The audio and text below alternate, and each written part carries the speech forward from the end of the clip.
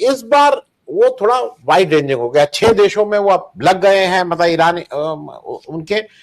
US के air bases को भी टारगेट कर रहा है, यूएस के एम्बेसीज को टारगेट कर रहे हैं, ये सब चीजें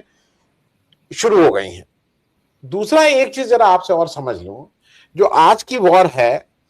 जब ईरान में बैठे हुए व्यक्ति को इजराइल में हमला करना है, इजराइल में बैठे हुए व्यक्ति को ईरान में हमला करना है, तो इसमें सैटेलाइट की इंफॉर्मेशन बहुत इंपॉर्टेंट होती है, क्योंकि वहीं से कोऑर्डिनेट्स भेजे जाते हैं कि कौन सा कहां क्या मूवमेंट है।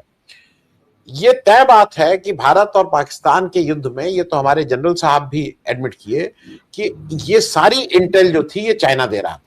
और चाइना वो फिक्स टारगेट बता रहा था कि कौन सा कहां क्या है। ऐसा माना जा रहा है कि सामने तो नहीं आ रहा है चाइना, लेकिन चाइना और रशिया की टोटल बैकिंग इंटेल के मामले में पूरी तरह से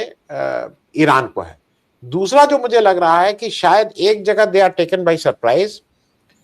जो ईरान है उसकी बैलिस्टिक और क्रूज मिसाइल और ड्रोन, इसमें वो बहुत आगे हैं, शुरू से आगे हैं, एक्सपोर्ट करते हैं, उनके यहाँ ये मैन्युफैक्चरिंग लाइनअप बहुत लंबा है।